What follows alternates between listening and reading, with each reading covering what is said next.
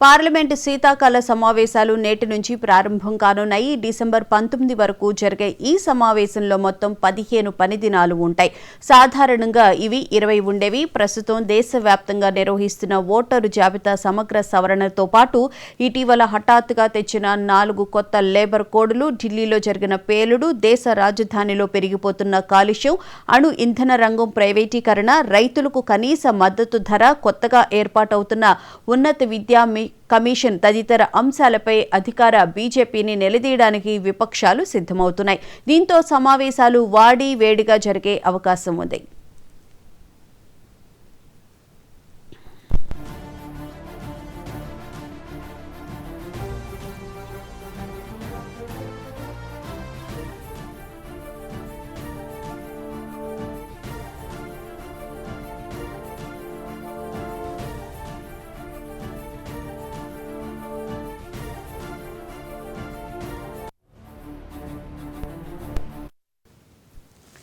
ఈ సమావేశాల్లో కేంద్రం 14 బిల్లులను ప్రవేశపెట్టనుంది. పలు సంస్కరణల అజెండాను మోదీ ప్రభుత్వం ముందుకు తీసుకురానుంది.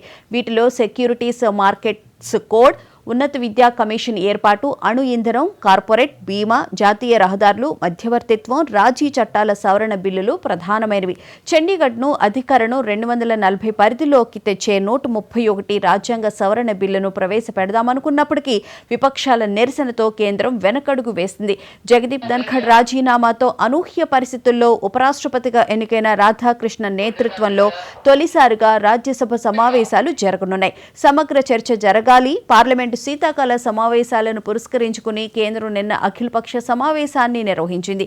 ఇవి శీతాకాల సమావేశాలు కాబట్టి సభ్యులు వాడి వేడి వాదనలకు దిగకుండా కూల్ మైండెడ్గా ఉంటారని ఆశిస్తున్నట్లు పార్లమెంటరీ వ్యవహారాల శాఖ మంత్రి కిరణ్ రిజిజు పేర్కొన్నారు. ఎలాంటి అవాంతరాలు లేకుండా సమావేశాలు సజావుగా సాగాలని తాము కోరుకుంటున్నామన్నారు.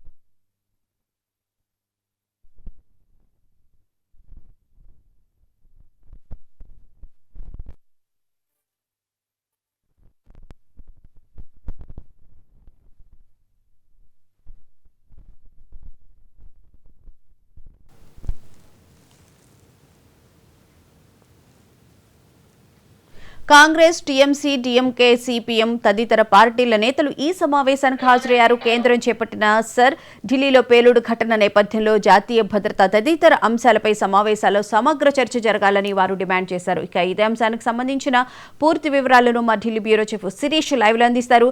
శిరీష్, చెప్పండి, ఈ రోజు నుంచి పార్లమెంటు సమావేశాలు ప్రారంభం కాబోతున్నాయి. ఈసారి చర్చలు వాడివేడిగా జరిగే అవకాశం అయితే కనిపిస్తుంది.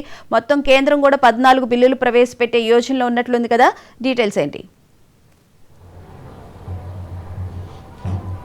భువన, ఈ రోజు నుంచి 19వ తారీఖు వరకు కూడా పార్లమెంటు శీతాకాల సమావేశాలు 15 రోజుల పాటు జరుగుతాయి. శని ఆదివారాలు సెలవులు మినహాయిస్తే 15 వర్కింగ్ డేస్ అనేటివి కూడా ఉంటాయి. బీహార్ ఎన్నికల్లో అఖండ విజయం సాధించిన తర్వాత పూర్తి ఉత్సాహంతో ఎన్డీఏ భాగస్వామ్య పక్షాలు ఉంటే బీహార్ ఎన్నికల్లో దారుణ పరాజయంతో విపక్షాలన్నిటి కూడా కొంత డీలాపడ్డ పరిస్థితి అనేది కూడా ఉంది. ఈసారి విపక్షాలపై పైచేయి సాధించే ప్రయత్నాన్ని ఎన్డీఏ భాగస్వామ్య పక్షాలు చేసే అవకాశం కూడా ఉంది. కీలక బిల్లులను కేంద్ర ప్రభుత్వం ఈ సమావేశాల్లో చర్చకు తీసుకురావాలని చెప్పేసి కూడా భావిస్తోంది.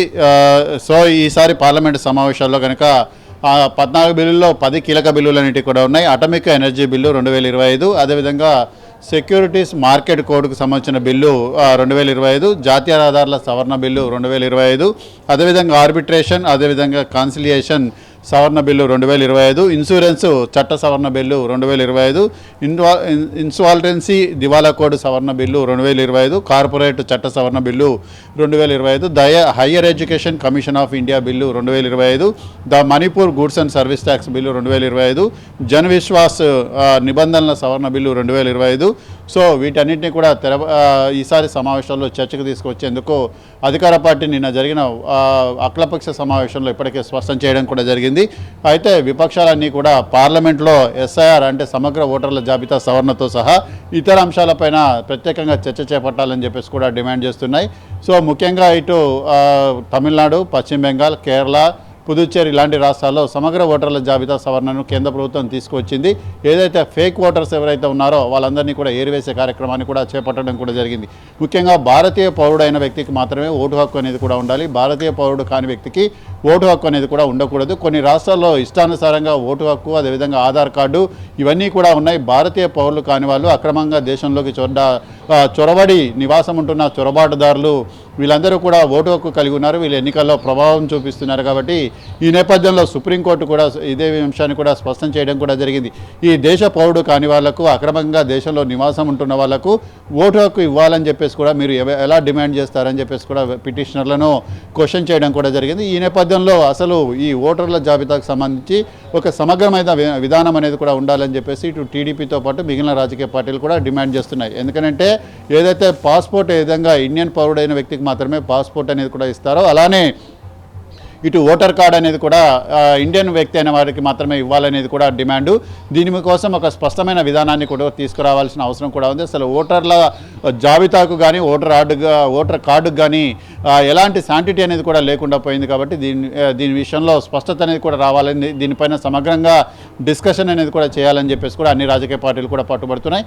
సో ఈ నేపథ్యంలో కేంద్ర ప్రభుత్వం దీనిపై కూడా చర్చ చేపట్టే అవకాశాలు ఉన్నట్లుగా కూడా తెలుస్తుంది. దాంతోపాటుగా ముఖ్యంగా చూసినట్లయితే ఏదైతే కాంగ్రెస్ పార్టీతో పాటు ఇతర రాజకీయ పార్టీలన్నీ కూడా దేశ రాజధాని ఢిల్లీలో వాయు కాలుష్య తీవ్రత అనేది కూడా రోజు రోజుకు ఎక్కువ అవుతున్న పరిస్థితి. దీనివల్ల ప్రజారోగ్యం అనేది కూడా తీవ్రంగా దెబ్బతింటున్న పరిస్థితుల్లో ఈ కాలుష్యానికి ఏ విధంగా కారణమవుతోంది, అసలు దీని నియంత్రణ కోసం రాష్ట్ర ప్రభుత్వాలు, కేంద్రం ఎలాంటి చర్యలు చేపడుతున్నాయి, సో దీనిపై ప్రత్యేకంగా చర్చించాలని చెప్పేసి కూడా ఇటు కాంగ్రెస్ పార్టీ లాంటి పార్టీలు ఇప్పటికే వాయిదా తీర్మానం అనేది కూడా ఇవ్వడం కూడా జరిగింది.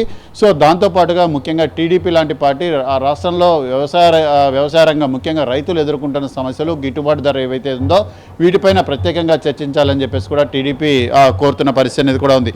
సో ఈ నేపథ్యంలో దీనిపైన డిస్కషన్ అనేది కూడా చేయాలని చెప్పేసి కూడా కోరుతున్నారు. దాంతోపాటుగా ముఖ్యంగా చూసినట్లయితే నిన్న కాంగ్రెస్ పార్టీకి సంబంధించిన చైర్పర్సన్ సోనియా గాంధీ నివాసంలో నిన్న సాయంత్రం పార్లమెంటరీకి సంబంధించిన స్ట్రాటజిక్ గ్రూప్ సమావేశం అనేది కూడా జరిగింది. సమావేశానికి కాంగ్రెస్ అధ్యక్షుడు మల్లికార్జున్ ఖర్గేతో పాటుగా ఎంపీలు చిదంబరం, గౌరవ్ గొగోయ్, ఇతర కీలక నేతలందరూ కూడా హాజరయ్యారు. ముఖ్యంగా ఈ రోజు నుంచి పార్లమెంటు శీతాకాల సమావేశాలు ప్రారంభం కానున్న నేపథ్యంలో అనుసరించాల్సిన వ్యూహంపై ఇతర రాజకీయ పార్టీలను కూడా కలుపుకొని ఆందోళన చేయాల్సిన అంశాలపైన కూడా వాళ్ళు ప్రత్యేకంగా డిస్కషన్ అనేది కూడా చేశారు. అయితే ముఖ్యంగా బీహార్ ఎన్నికల దారుణ పరాజయం తర్వాత ఇండియా కూటమికి నేతృత్వం వహించే బాధ్యతను వేరే రాజకీయ పార్టీలకు అప్పగించాలని చెప్పేసి తృణమూల్ కాంగ్రెస్, సమాజ్వాదీ పార్టీ లాంటివి డిమాండ్ చేస్తున్న నేపథ్యంలో ఇటు కాంగ్రెస్ పార్టీ కూడా కొంత ఇరకాటంలో పడింది. సో ఈ నేపథ్యంలో దీనికి సంబంధించి మరి ఎలా ముందుకు వెళ్తారనేది కూడా చూడాల్సి ఉంది. సో దాంతోపాటుగా ముఖ్యంగా చూసినట్లయితే టీడీపీ వైపు నుంచి కనుక చూసినట్లయితే పత్తి రైతులు, మొక్కజొన్న రైతులు, అరటి రైతులు, ఆక్వా రైతులు వీళ్ళు ఎదుర్కొంటున్న సమస్యలపైన ప్రత్యేకంగా పార్లమెంట్లో చర్చించాలని చెప్పేసి కూడా టీడీపీ ఇప్పటికే కోరడం జరిగింది. జీఎస్టీలో మార్పుల వల్ల కలిగిన ఆర్థిక ప్రయోజనాలు, పర్యవసానాలపైన కూడా చర్చ అనేది కూడా జరపాలని చెప్పేసి కూడా టీడీపీ కోరుతోంది. ముఖ్యంగా అరటి, మొక్కజొన్న పండించే రైతులకు కనీస మద్దతు ధర అనేది కూడా లభించేలాగా కేంద్ర ప్రభుత్వం చర్యలు చేపట్టాలి. అదేవిధంగా అమెరికా పన్ను విధానంతో ఆక్వా రైతులు తీవ్ర ఇబ్బంది పడుతున్న నేపథ్యంలో వాళ్ళని ఆదుకునేందుకు కేంద్ర ప్రభుత్వం ముందుకు రావాలని చెప్పేసి కూడా టీడీపీ కోరుతున్నది. సో ఈ నేపథ్యంలో వాళ్లకు పార్లమెంటు వేదికగా స్పష్టమైన భరోసా, హామీ అనేది కూడా ఇవ్వాలని చెప్పేసి కూడా వాళ్ళు డిమాండ్ చేస్తున్న నేపథ్యంలో దానిపైన కూడా చర్చ జరపాలని చెప్పేసి కూడా కోరుతున్నారు. అదేవిధంగా ముఖ్యంగా బహిరంగ సభల్లో తొక్కిసలాట అనేది కూడా జరుగుతున్న నేపథ్యంలో దీనికి సంబంధించి ఒక జాతీయ విధానం అనేది కూడా రూపొందించాలని చెప్పేసి కూడా టీడీపీ కోరుతోంది. ఇటీవల జరిగిన తుఫాను కారణంగా ఏదైతే రైతులకు, రాష్ట్రానికి సంభవించిన నష్టం ఏదైతే ఉందో దానిపైన కూడా చర్చ అనేది కూడా జరపాలి, లేదా సభలో ప్రస్తావించేందుకు అవకాశం ఇవ్వాలని చెప్పేసి కూడా టీడీపీ కోరుతోంది. సో మొత్తం మీద కనుక చూసినట్లయితే ఇటు ఈసారి పార్లమెంటు సమావేశాలన్నింటి కూడా వాడివేడిగా జరిగే అవకాశం ఉంది. విపక్షాలు మరుసటం సమగ్ర ఓటర్ల జాబితా సవరణతో పాటుగా పొల్యూషన్ అంశాలను ప్రధానంగా తెరపైకి తెస్తాయి. ఈరోజు 10 గంటలకు ప్రధాని నరేంద్ర మోడీ పార్లమెంట్లో ఎంపీలను ఉద్దేశించి మాట్లాడతారు. ఇటు ఇండియా కూటమికి సంబంధించిన ఎంపీలు కూడా పార్లమెంటు వేదికగా సమావేశమై ఈరోజు నుంచి పార్లమెంటు సమావేశాలు అనుసరించాల్సిన వ్యూహం పైన వాళ్ళు ప్రత్యేకంగా డిస్కషన్ అనేది కూడా చేయబోతున్నారు. Right, thank you Sirish.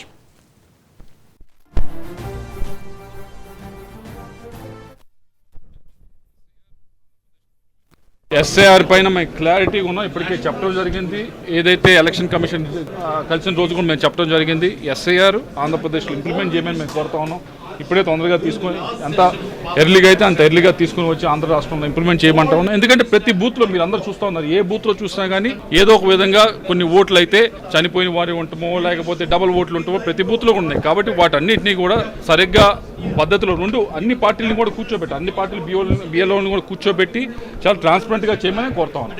మేము కోరేది ఏదైతే ఎస్ఐఆర్కి సంబంధించి ఉందో కొత్తగా తీసుకురాబోయే ఓటర్ కార్డుకి సరే ఆధార్ కార్డు లింక్ చేయకూడదు అనేది ఒక సుప్రీంకోర్టు వైపు నుంచి కొన్ని అడ్డంకులు ఉన్నాయి. అయితే ఆధార్ కార్డులో ఏ విధంగా అయితే పొందుపరుస్తూ ఉన్నారో డిజిటల్ ఐరిస్ కానీ థంబ్ ఇంప్రెషన్స్ కానీ వాటిని మనం ఓటర్ కార్డులోకి కొత్తగా మళ్ళీ తీసుకొస్తున్నాం కాబట్టి ఎస్ఐఆర్ చేస్తున్నాం కాబట్టి వాటిని ఎలా తీసుకురావచ్చు అనేది సపరేట్గా తీసుకురావచ్చు అనే దానిపైన ఆలోచించాలని చెప్పి ఎలక్షన్ కమిషన్ అనుకుంటాం. ఎస్ఐఆర్ పైన మేము క్లారిటీ లేబర్ పేమెంట్లు కూడా సక్రమంగా ఇచ్చే పరిస్థితి మన రాష్ట్రంలో లేదు. సో దీనిపైన చర్చ పెట్టి ఈ సమస్య పరిష్కరించాలని చెప్పి కూడా మేము కోరడం జరిగింది. అదేవిధంగా ఈరోజు రాష్ట్రంలోనే కాదు దేశవ్యాప్తంగా డ్రగ్స్ అనేది ఈరోజు యువత అంతా కూడా పెడదోబట్టే పరిస్థితి మనం అందరూ కూడా చూస్తూ ఉన్నాము.